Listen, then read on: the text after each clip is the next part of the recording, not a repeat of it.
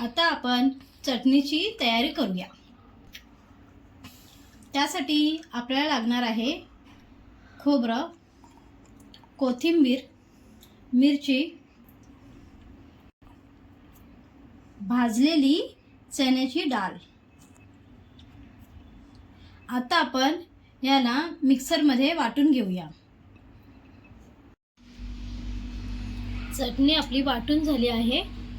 आता आपण फोडणी देऊया। थोडंसं तेल घातलं आहे,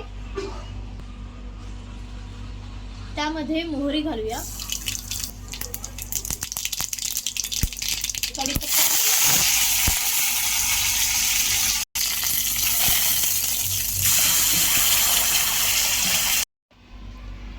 चवीनुसार मीठ घालूया।